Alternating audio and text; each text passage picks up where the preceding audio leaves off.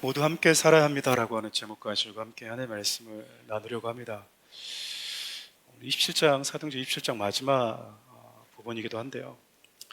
우리 예레미야 29장 11절 말씀 보면 이런 말씀이 있죠. 너희들을 향한 나의 생각은 내가 잘 알고 있는데 재앙이 아니고 평안이다.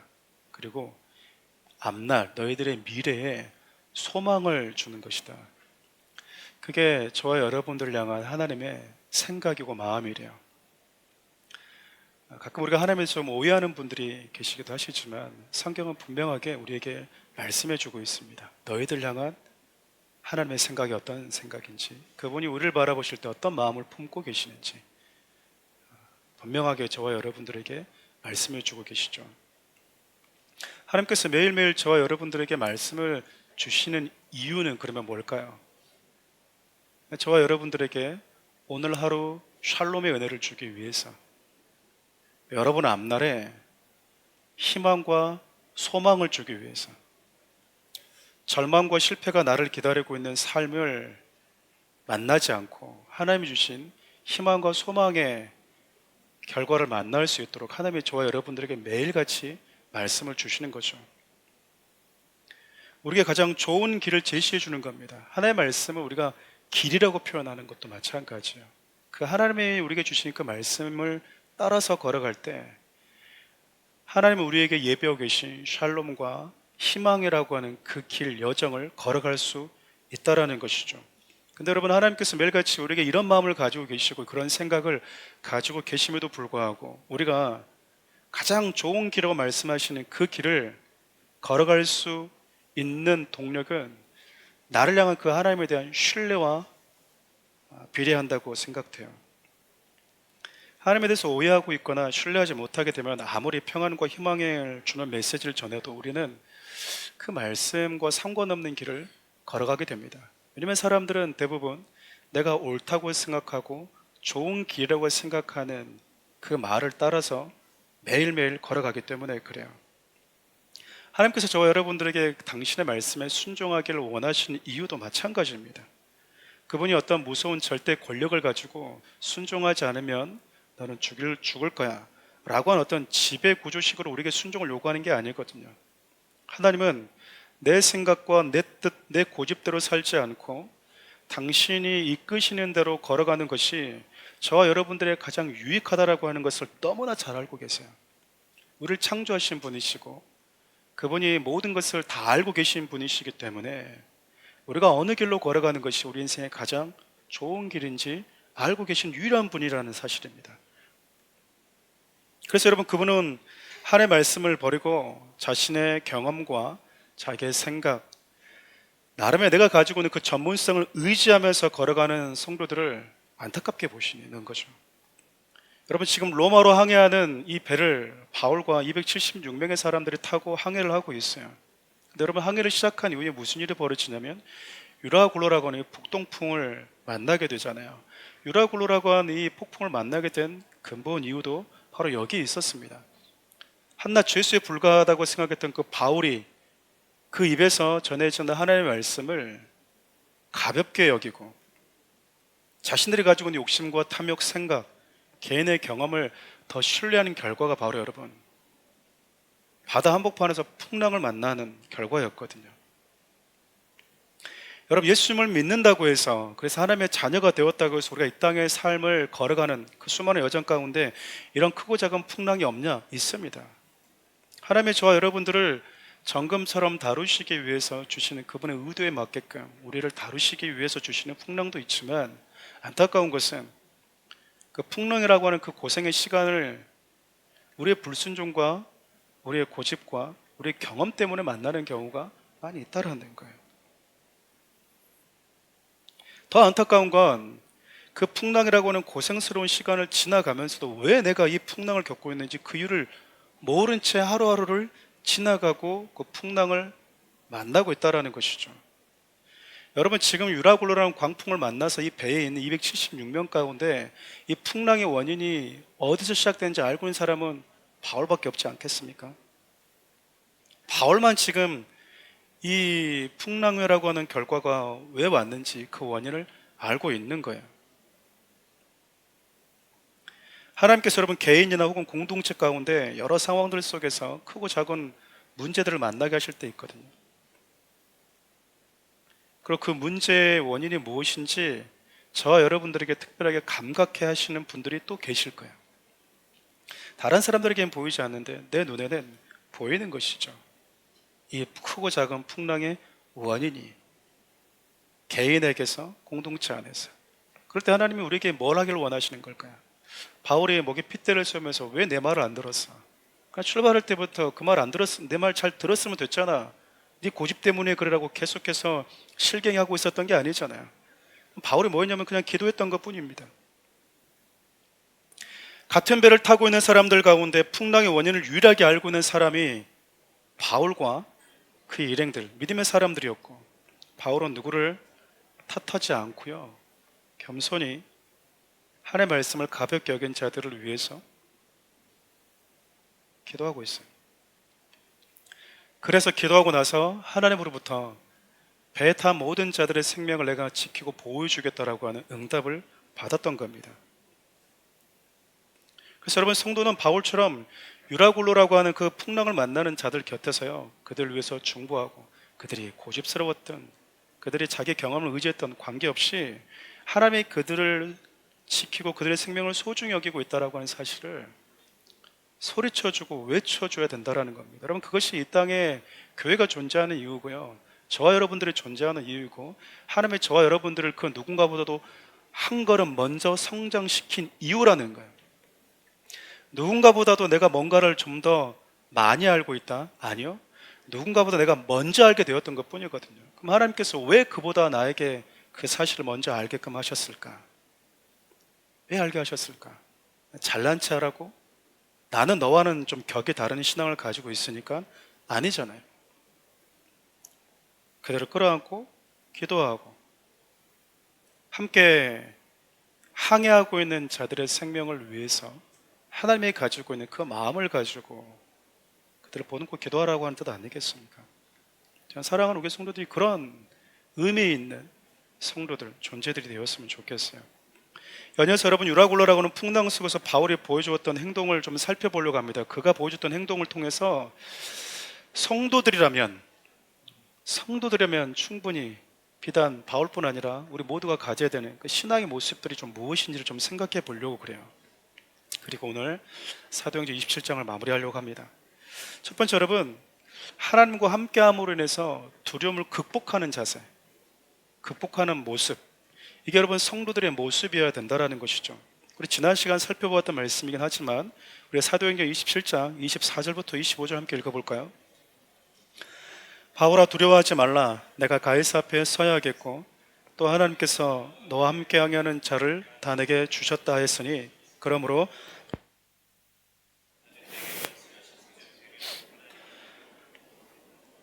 여러분, 예상했던 일이 현실 속에서 일어나 버렸어요. 근데 여러분, 현실 속에서 맞닥뜨렸던 유라굴로는요, 상상을 초월할 만큼 두려움이었습니다. 바울이라고 안 무서웠겠습니까? 믿음의 사람은 넘어져도 안 아픕니까? 믿음의 사람은 여러분 비바람 맞으면 시원합니까? 똑같이 아픕니다. 예수님, 여러분 하나님이심에도 불구하고 그분이 그 길을 걷기 위해서 이 땅에 오셨고 그 길의 여정의 결과가 무엇인지 알고 있었음에도 불구하고 예수님은 여러분 채찍 맞을 때 아이고 시원하다 그랬습니까?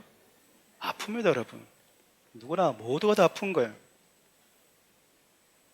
근데 여러분, 똑같이 그 두려움 속에서 야, 이러다 진짜 죽을 수 있겠구나 배멀미하면서 여기저기 여러분 이렇게 쓰러지고 기웃거리는 뱃사람들조차도 여러분 멀미에 나는 거죠. 예수님께서 여러분 바울 곁에 서서 뭐라고 말씀하시냐면, 바울아 두려워하지 말아라. 그럼 바울 뭐 하고 있었다는 얘기입니까? 두려워하고 있었다는 이야기잖아요. 바울이 어떤 사람이었죠? 유라굴로의 광풍의 원인을 알고 있는 사람, 항해를 시작하기 전에 하나님께서 미리 어떤 일이 벌어질지 알려줬던 사람, 그래서 그 배 탄 모든 자들에게 무슨 일이 벌어질지 하나님의 말씀, 살 수 있는 그 길을 선언해 주었던 사람, 그 지식을 알고 있는 유일한 사람이 바울 아니었습니까? 근데 여러분, 바울도 뭐 한다는 얘기예요? 두려움이 찾아온다라는 거예요. 하나님이 나에게 무슨 말씀을 주셨는지, 그리고 나와 함께 나를 통해서 이곳에 있는 모든 자들에게 어떤 메시지를 주셨는지 알고 있음에도 불구하고요, 우리는 막상 그런 현실에 부딪히면 마음이 어렵고 좌절이 되고 슬프고 고통스러울 수 있다는 겁니다. 성도들도 다 똑같이 두려움과 힘듦이라고 하는 감정을 느낄 수 있다는 거예요. 그러니까 여러분, 참는 게 믿음이 아니라는 겁니다. 무슨 얘기냐면, 눈물이 나는데 눈물을 참는 게 믿음, 의연한 척하는 게 믿음이 아니라는 거예요. 막 멀미가 나는데 너는 멀미 나려고 그래? 난 안 나는데? 막 참고 있는 게 여러분 믿음이 아니라는 거예요. 믿음과 하나도 상관이 없는 겁니다. 그것은 똑같이 여러분 이런 감정들은 들 수밖에 없어요. 근데 여러분, 바울이 어떻게 하냐면, 두려워 떨고 있는 바울에게, 바울아 두려워하지 마라, 내가 너와 함께 가고 있다. 내가 너와 함께 가고 있다. 여러분, 한 번 말해주면 됐잖아요. 출발할 때 한 번 말해주면 끝난 거 아닙니까? 야, 한 번 말해줬으면 그 말 가지고 끝까지 붙들고 가야지. 내가 시작할 때 이 배에 있는 모든 사람들 지켜주겠다고 그랬잖아. 그 무슨 일 벌일지 얘기했잖아. 내가 로마까지 같이 가주겠다고 했잖아. 근데 여러분, 하나님이 또 한 번 나타나셔서 뭐 하시는 겁니까? 말해주고 있는 거예요. 우리 마음이 무너지려고 할 때, 내 마음이 초조해질 때 하나님이 다시 나타나셔서 또 뭐라고 하시냐면, 바울아 안심하라, 두려워하지 말아라. 내가 지금 이 배에 너와 함께 가고 있다. 여러분, 주님이 함께 있으면 배는 절대로 가라앉지 않습니다. 좌우로 흔들릴 수는 있지만 여러분, 절대 가라앉지 않아요. 여러분 인생이 이렇게 치고 이렇게 치고 마음이 무너질 수 있지만 여러분, 절대 가라앉지 않는다, 그 말입니다. 그러니까 여러분, 그 말씀 딱 들을 때 바울이 뭐 하죠? 안심하고 결단을 해버려요. 안심하고 결단했다니까요. 목사님 불안한데 어떻게 해요? 라고 말하면서 불안에 떠밀려 가는 것을 여러분 방치하지 않고요, 바람이 불면 이 점퍼의 지퍼를 목까지 끌어올리잖아요. 그 치유와 불안과 맞서서 견디겠다라고 하는 그 결단을 했다라는 겁니다. 그래서 여러분, 어떤 의미에서 믿음을 결단이라고 말하는 게 그거예요. 여전히 불안하고 상황이 달라질 것 같지 않은데 내가 안심하라고 하신 그 하나님의 말씀 그대로 믿고 안심하기로 스스로에게 자꾸 뭐 하는 겁니까? 말을 하는 거예요. 내 영혼에게. 하나님이 안심하라잖아. 하나님이 괜찮다잖아. 그럼 괜찮은 거야 라고 뭐 하는 겁니까? 여러분, 자기 체면이 아니에요. 나는 살 수 있어, 나는 성공할 수 있어, 이런 자기 체면이 아니고 하나님이 주신 말씀이 근거한 내 영혼에게 던지는 메시지예요. 다윗처럼 불안하고 떨고 있을 때 하나님이 너와 함께 계시고 하나님을 바라보면 되는데 왜 두려워 떨고 있어? 사람들이 하는 말에 귀를 기울이지 말아라. 너는 너희 하나님을 바라보면 되잖아. 왜 낙심하고 있어? 자기 영혼에게 여러분 하나님의 말씀을 근거해서 스스로가 자가 양육을 하고 있는 거예요. 그리고 그 말씀에 근거해서 바울이 뭐 하고 있습니까? 안심하고 있는 거예요. 안심하고 있는 거예요.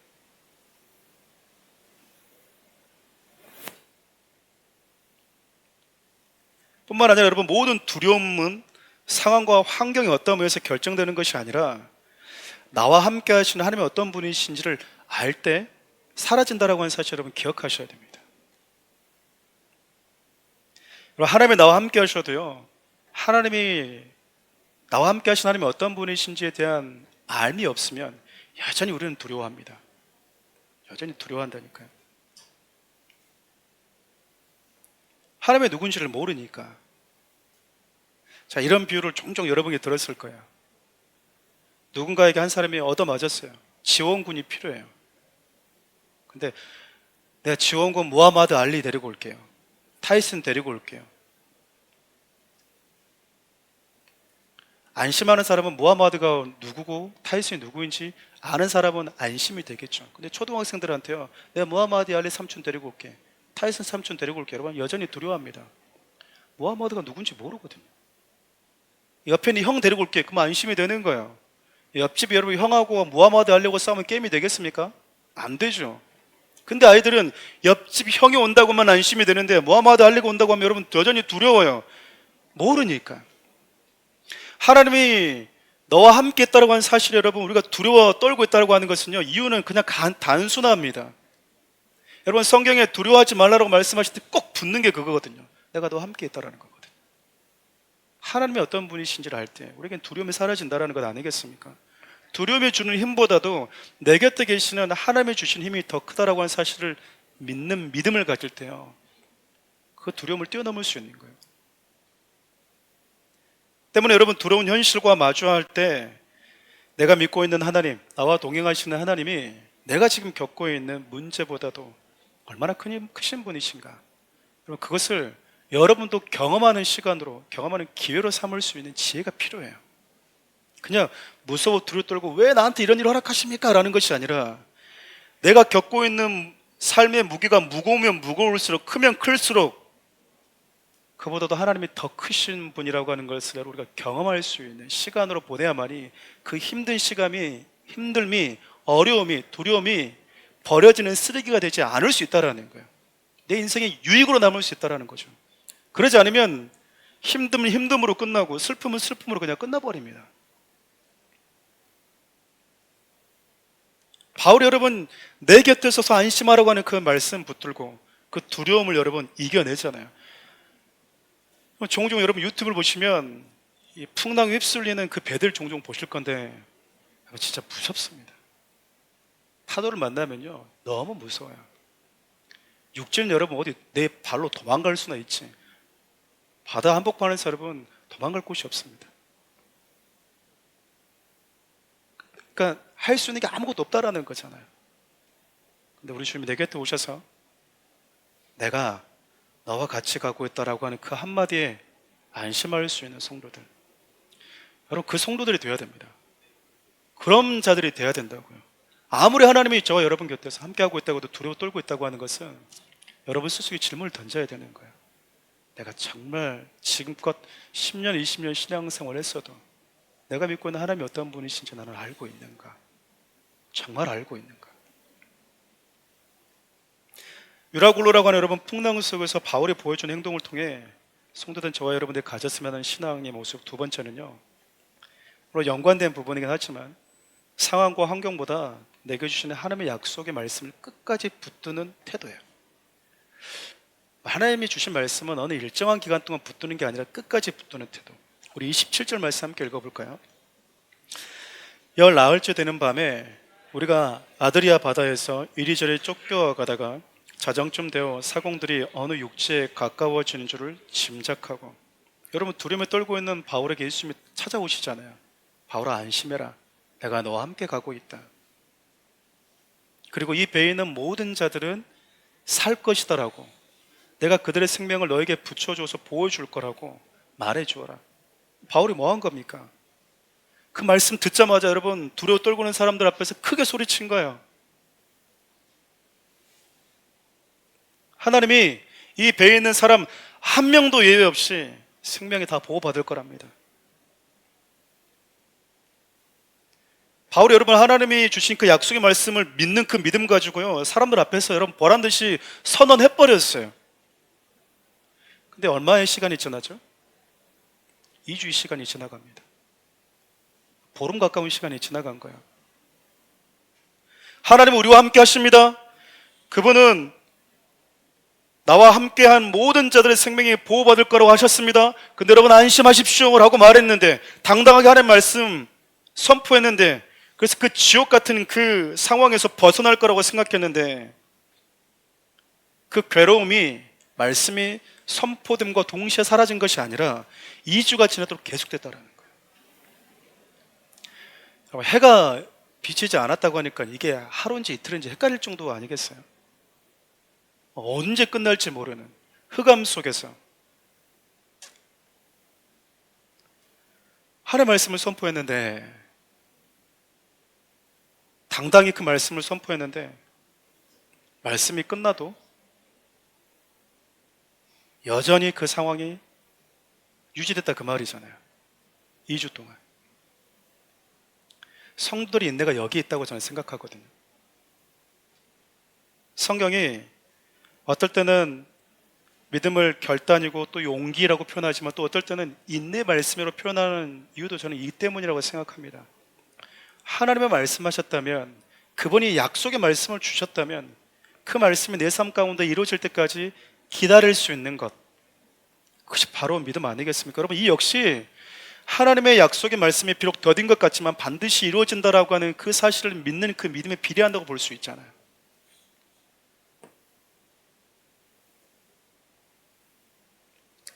근데 여러분, 당장 아무것도 일어나지 않는 상황 만나면 눈앞에 여전히 하나님은 너와 함께하고 계시오라고 말했는데도 불구하고 함께하지 않은 것 같은, 하나님은 너를 보호해 주신데 너의 생명은 지켜질 거래, 근데 매일매일 숨을 못 쉴 것 같은 두려움과 그 공포 속에 휩싸이게 되면 우리 가운데 어떤 마음이 생길까요?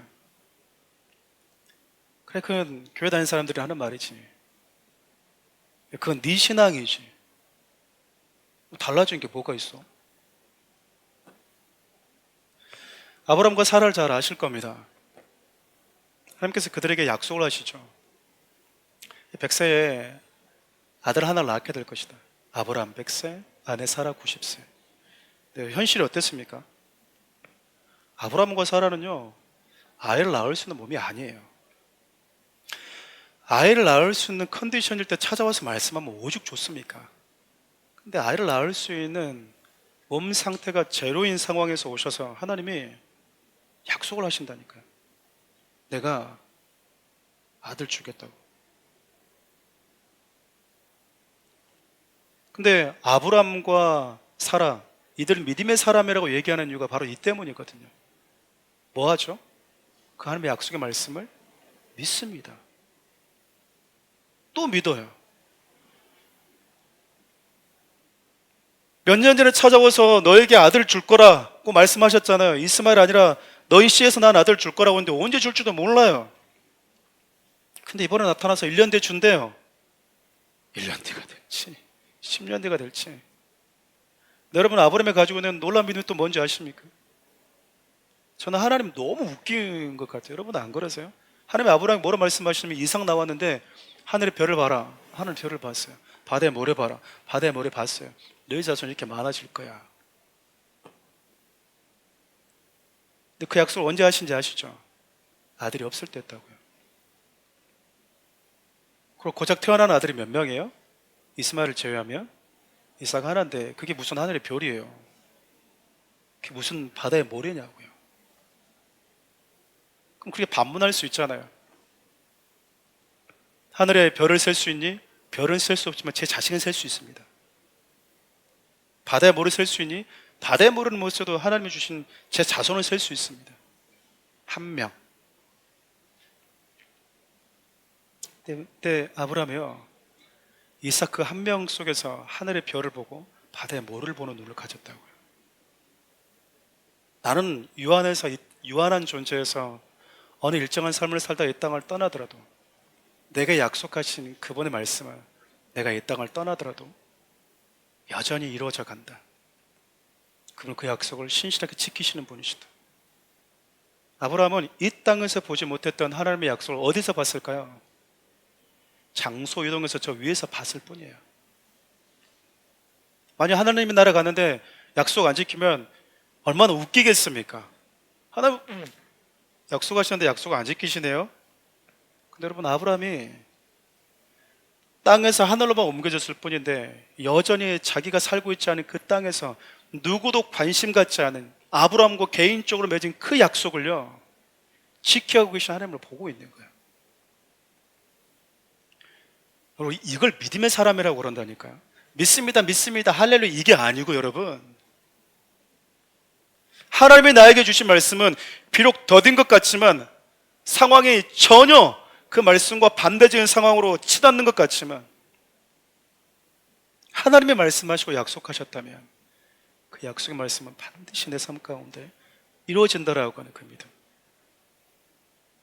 여러분, 아마 바울과 함께 했던 사람들이 이런 말 하지 않았겠어요? 안심하라고요? 괜찮다고 방금 얘기했습니까? 지금 며칠 지났습니까? 사람 목숨 가지고 지금 장난하는 겁니까? 당신이 말하는 하나님의 말씀은 도대체 언제 이루어지는데요?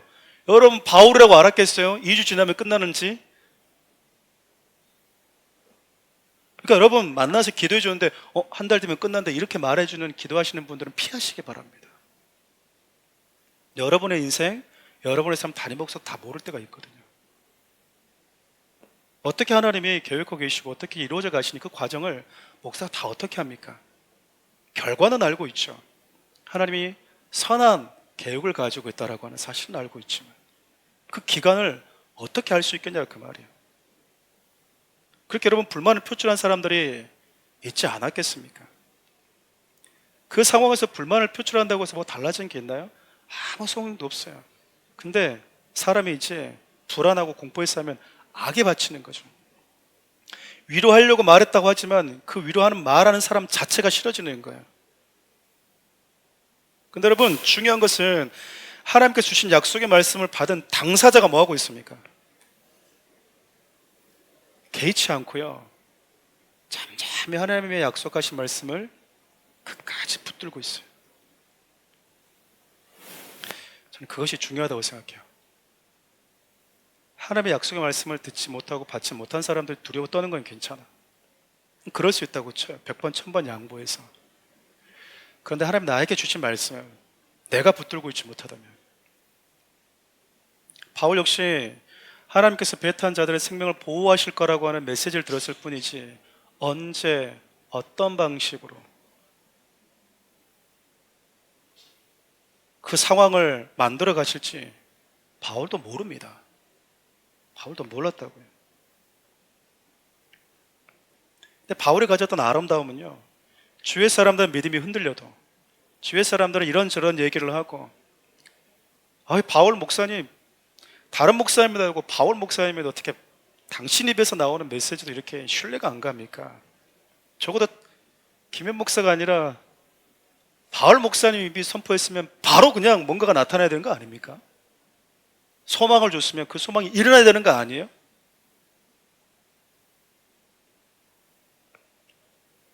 근데 바울이요, 주의 사람들은 나가 떨어지고 힘들어하고 있고 그 시간 속에 지나면서 더 이상 하나님의 약속에 대해서 그냥 생각도 하지 않고 무관심해져 가고 있는 상황 속에서도 바울이 약속의 말씀을 받은 그 바울이요, 그 말씀을 선포했던 바울이 흔들림 없이 하나님의 말씀을 지켜내고 붙들고 있어요.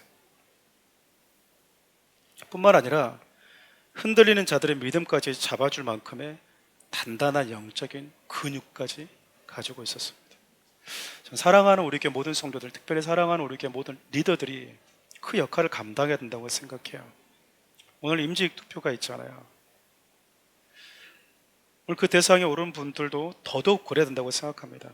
한 사람 한 사람의 믿음 없는 말, 투덜대고 불만 섞이는 소리에 여러분 일희일비하지 않고요, 하나님께서 나와 사랑하는 우리 교회 공동체 주신 말씀을 끝까지 붙들 수 있도록 도와주는 거죠. 적어도 나를 만나는 사람이 상황과 현실을 보는 것이 아니라 하나님을 바라볼 수 있도록 어떤 상황에서든지 우리에게 주신 그 말씀을 끝까지 함께 붙들 수 있도록 잡아주는 것이요, 바울과 같은 저와 여러분들의 믿음의 사람들의 모습이어야 된다는 겁니다.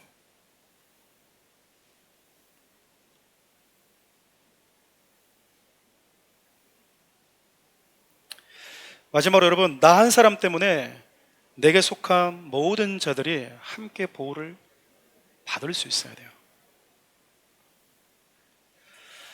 바울이 여러분 하나님께서 배에 있는 모든 사람들을 자신에게 붙여줬다고 하는 사실을 알고 있었어요. 이 말은 여러분 바울에게 있어서는 거룩한 부담감이었을 겁니다. 책임감이 생기는 것이죠. 붙여줬단 말이 여러분 무슨 말이겠습니까? 누구 그 사람 위해서 내가 권력을 권위를 행사하라는 걸까요? 아니거든요. 하나님이 이 사람 나에게 붙여줬다, 서로 연결되어 있다는 것 아니겠습니까? 나의 믿음 없음과 나의 불신이 이 사람의 믿음 없음과 불신이 될 수 있기 때문에 흔들리지 않고 견고하게 중심을 잡아줘야 되는 거예요. 나에게 붙여줬으니까. 내가 두려워 떨면, 내가 절망해버리면 나에게 붙여준 사람도 나를 보면서 뭐 하겠습니까? 다 놔버리겠죠. 근데 여러분, 바울에게 붙여준 사람들은 적어도 바울을 보면서 뭐 하고 있습니까? 다 두려워 떨고 있고 다 안 된다고 얘기했고 이제 다 끝났다고 이제 울고 불고 하면서 난리를 쳤을 텐데 밤새도록 자기 아내 이름을 부르고 자기 남편 이름을 부르고 자기 자녀들, 자기 부모님들 이름을 부르면서 신세 한탄하고 있는데 자기에게 그렇게 말했던 단 한 사람은 뭐 하고 있는 겁니까? 여전히 잠잠한 거예요. 그러면서 뭘 보는 거죠? 소망을 보는 거예요. 하나님께서 저와 여러분들을 사랑하는 우리 교회 공동체 교사로, 순장으로, 소그룹 리더로, 또 1:1 양육자로 세우셨을 때 그때는 여러분 많든 적든 그 영혼을 일정한 기간 동안 나에게 붙여주셨다고 하는 것을 기억하셔야 돼요. 내 말 잘 듣는 사람, 그 사람, 내 사람을 만드는 게 목적이 아니거든요. 나에게 여러분 일정한 기간 붙여주셨단 말이 무슨 말입니까? 여러분들이 두려워 떨면 나와 함께하는 자들도 두려워 떨게 될 것이고, 내가 불평하고 불신하면 그 태도를 가지면 그들도 불만과 불신의 태도를 갖게 될 것이고, 반대로 내가 어떤 상황에서든지 겸손하게 기도한다면 이런 상황에서는 기도하는 거구나 라는 모습을 보여준다면 그 역시 뭐 하는 겁니까? 따라가는 거예요. 보면서 우리 순장님이, 우리 1:1 멘토가 저렇게 하네? 나는 이렇게 하는 게 맞다고 생각했는데, 그럼 뭐 하는 거죠? 따라가는 거예요. 여러분에게 붙여준 영혼이 있다면 이제 여러분의 신앙의 어떠한 모습은요, 개인의 어떠함으로 끝나지가 않는 거예요. 혼자 호련단시로 살 때는 괜찮은데요, 가족을 이루고 아빠가 되고 엄마가 되면 아빠의 결정, 엄마의 결정은 아빠, 엄마의 개인의 결정이 되는 게 아닙니다. 여러분의 리더가 돼도 마찬가지입니다. 그렇게 여러분 오늘 본문을 보면 이 긴박한 상황이 계속되고 있잖아요.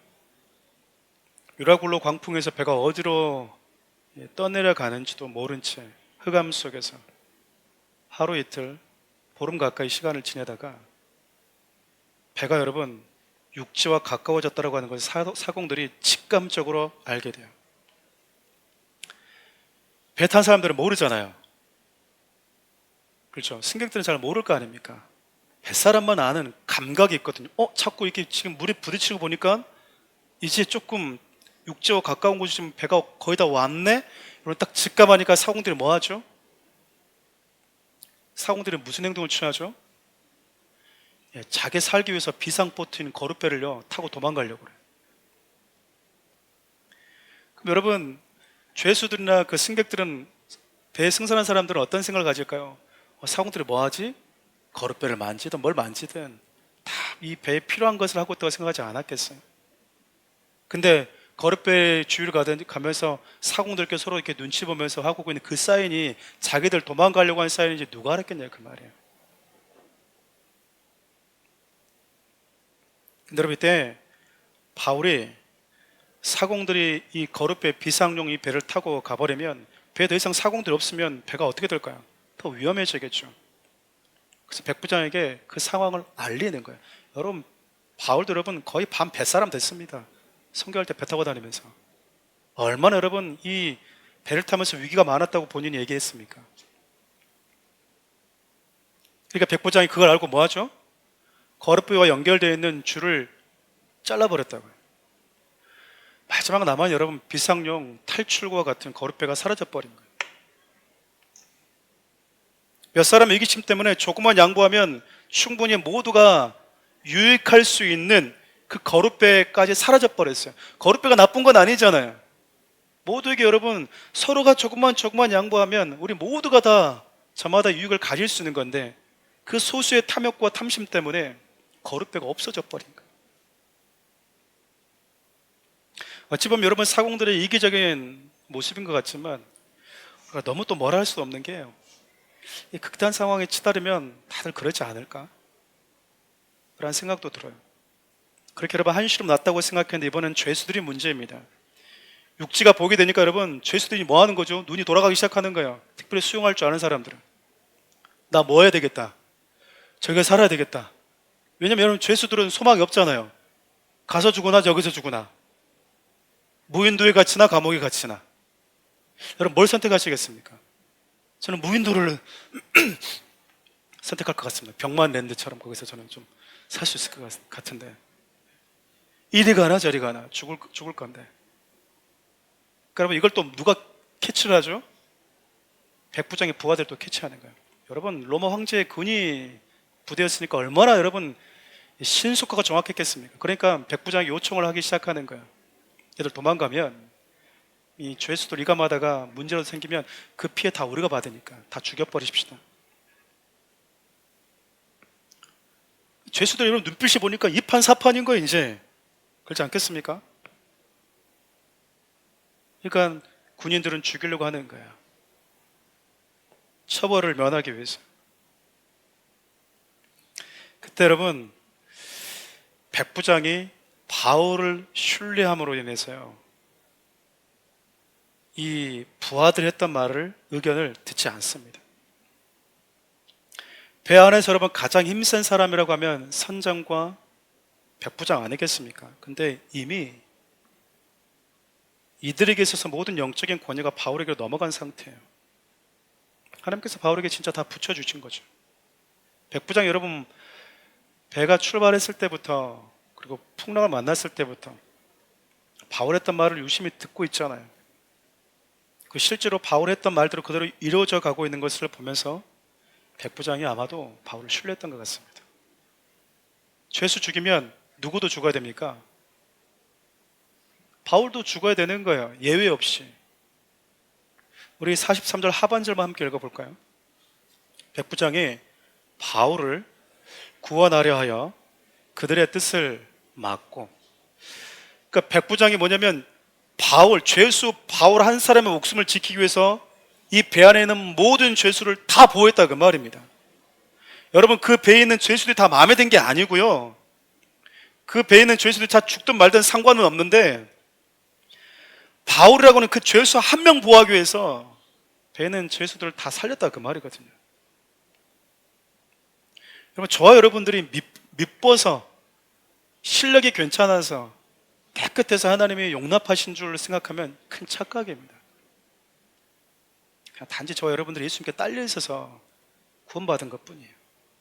죄 없고 순결한 분 예수 그리스도밖에 없거든요. 그 예수 한 분 때문에 죄 없으신 분이 죄수처럼 함께 우리와 감옥에 갇혀 있겠었기 때문에 진짜 죄수된 저와 여러분들이요 산 거거든요. 이번에도 여러분 바울 한 사람 때문에 수많은 죄수들이 살게 돼요. 그 결과 여러분 배에 있는 모든 자들이 목숨을 부지하게 됩니다. 우리 44절 마지막 절 함께 읽어볼까요? 그 남은 사람은 널조각 혹은 배 물건에 의지하여 나가게 하니 마침내 사람들이 다 상륙하여 구조되니라. 다 상륙해서 안전하게 다 구조가 됐대요. 수많은 반대와 위기 혼란 속에서도 결국 하나님이 선포하신 말씀 그대로 이루어져서 단 한 사람의 생명도 잃지 않았다라는 겁니다. 여러분 생각해 보십시오. 바울과 함께 배에 탔던 사람들이 하나님의 약속의 말씀을 끝까지 신뢰했던 사람 몇 명이나 있었을까요?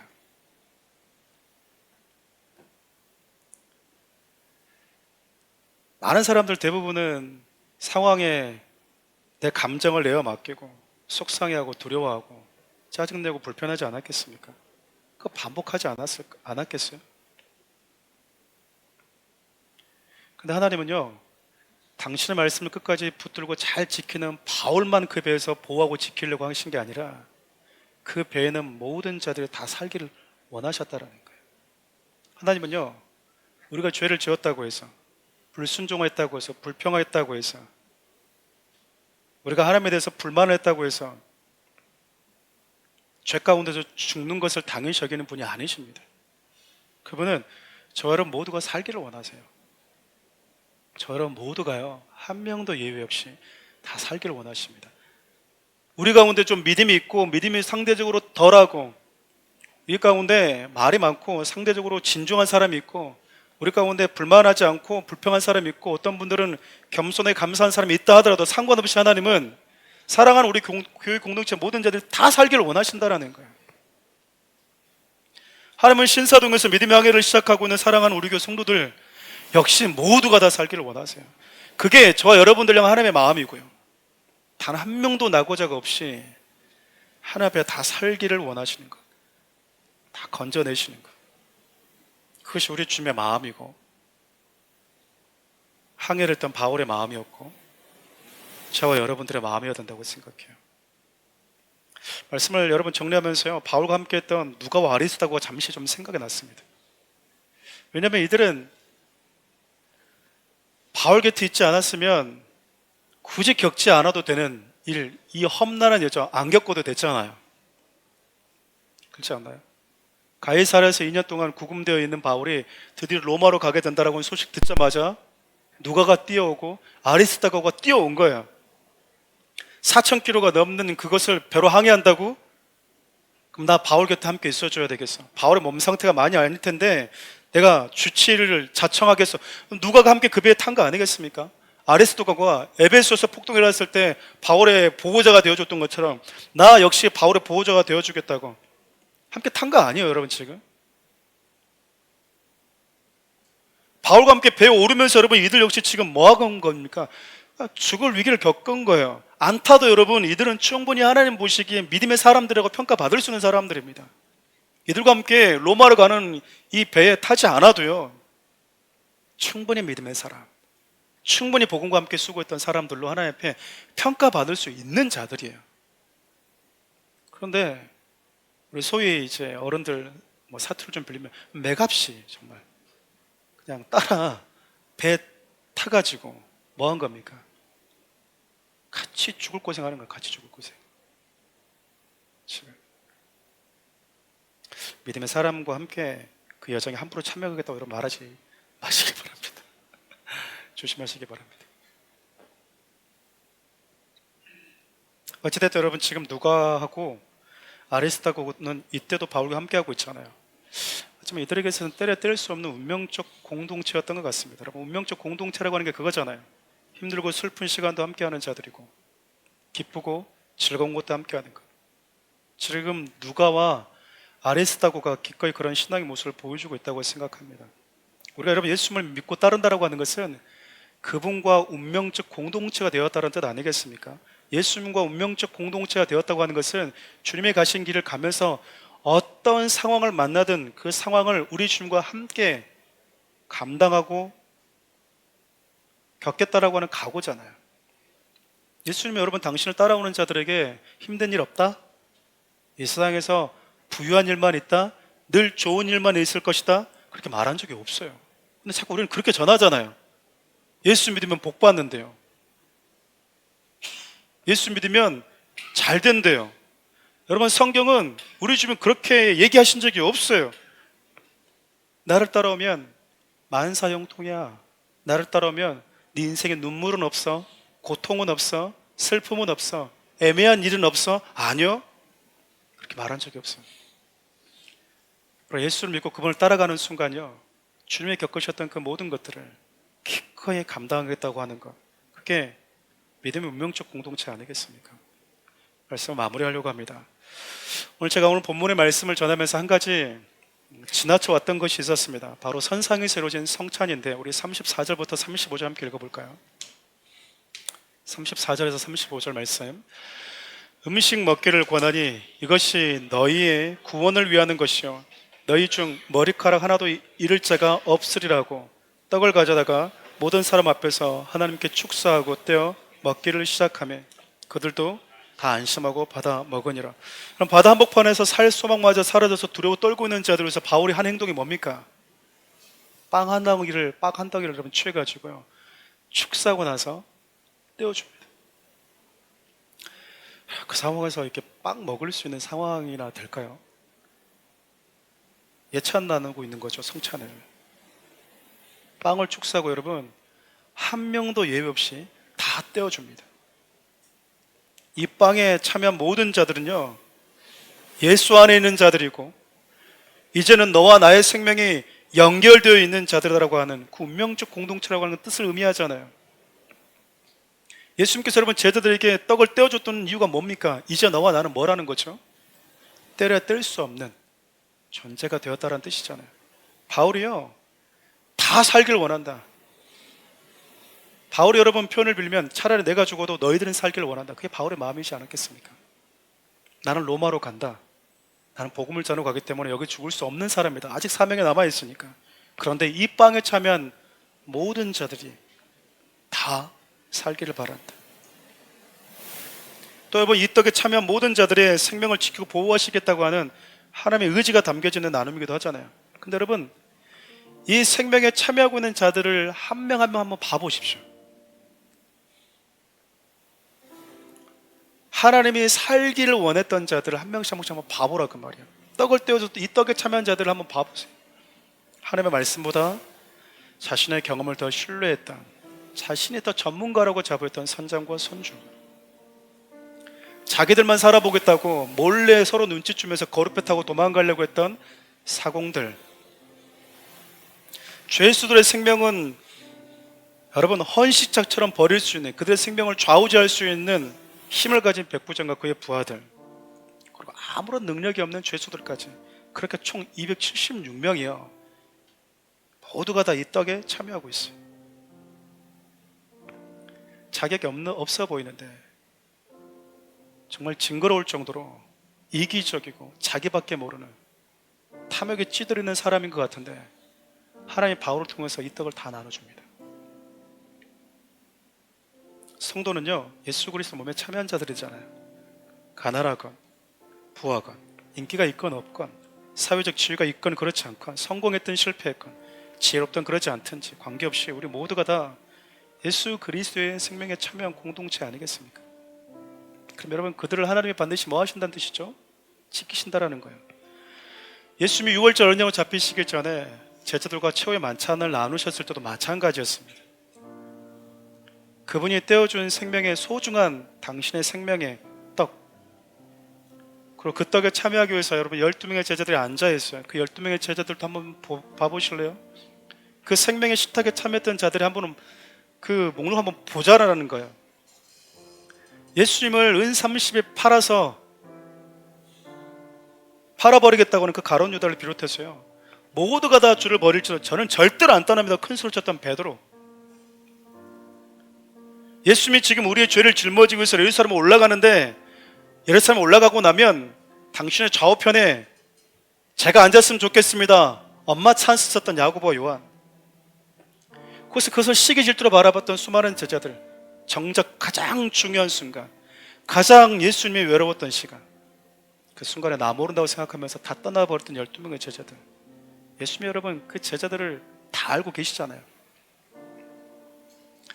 끝까지 십자가 곁에서 예수님 곁에 있었던 자가 있었습니까? 없었어요. 한 명도 없었다니까요. 근데 예수님이 그들에게 뭐 해주죠? 떡을 기꺼이 떼주셨습니다. 그 이유는 나에게 붙여준 자들을 단 한 명도 잃어버리지 않기 위해서였어요. 우리 요한복음 18장 8절에서 9절 말씀을 읽고 말씀을 마치겠습니다. 함께 읽어볼까요? 예수께서 대답하시되 너에게 내가 그니라였으니 나를 찾거든 이 사람들이 가는 것은 용납하라 하시니, 이는 아버지께서 내게 주신 자 중에서 하나도 잃지 아니하였사옵나이다 하신 말씀을 응하게 하라 하십니다. 하나님께서 내게 주신 자들은 내가 하나도 잃어버리지 않았습니다. 지금 예수님을 잡으러 오는 자들에게 예수님이 말씀하고 있는 거잖아요. 너희들이 잡으려고 하는 자는 나니까 나만 잡고 제자들은 그냥 돌려보내주어라. 근데 왜 그 행동을 했다고요? 제자들에게 야, 나 잡혀가는데 너도 좀 같이 가주면 안 되냐? 나 외로운데, 나 슬픈데 좀 같이 가주라. 십자가까지 못 가면 그 문턱까지만 좀 가주라. 비겁하게 3년 동안 함께 했는데 그럴 수 있니? 아니요. 우리 예수님이요 이들을 보냅니다. 연약한 믿음을 가진 제자들요, 우리 주님 보호하기를 원하셨던 거죠. 십자가 앞에서 당신을 모른다고 다 떠날 걸 알면서도, 부인할 걸 알면서도 그 연약한 제자들요, 우리 주님이 포기하지 않았던 거예요. 나에게 맡겨진 모든 자들이 다 살기를 원했던 우리 주님의 마음이었습니까? 저는 이것이 우리 주님의 마음이고 바울의 마음이었고 사랑하는 우리 성도들의 마음이어야 된다고 생각해요. 나만 사는 것이 아니라 우리 모두가 함께 사는 것, 그것이 바로 믿음의 공동체 아니겠습니까? 주님 오시는 그날까지 단 한 명의 낙오자 없이 주님 앞에 같이 설 수 있도록 손을 잡아주고 일으켜주고 겸손히 글로서 기도해주고 걸어갈 수 있는 사람,